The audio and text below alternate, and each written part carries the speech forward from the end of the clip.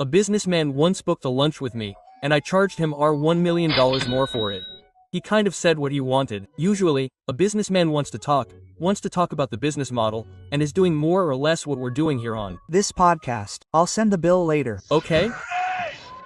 1 million is another debt. I booked a lunch at a restaurant near my house, so I went by bike. And then on the way, I confess to you that I was a little worried. I said, man, did I overdo it? Did I get carried away? Did this pricing thing get me excited? Quote, it was the first, right? I thought, if he doesn't quite convince me it was worth it, I'll set up a Pix for him right away, without him asking. I ask for his Pix and boom, I send him the Pix. Whether he agreed or not, I was already at ease.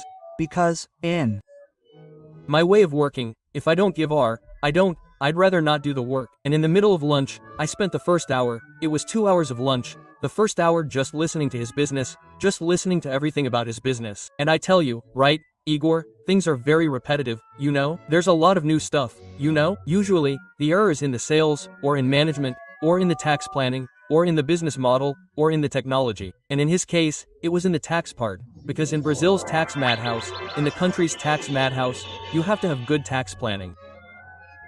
And I identified that there was an error in his tax planning, just from my adjustment that I took 15 minutes to make with him. And when I saw it, the guy was like, wow, this will generate our $9 million more in cash for him per year. So, was it worth it? Man, so I left lunch thinking I charged cheap. Gabriel Oliveira sent $10. Good evening, Flavio, and Flo guys.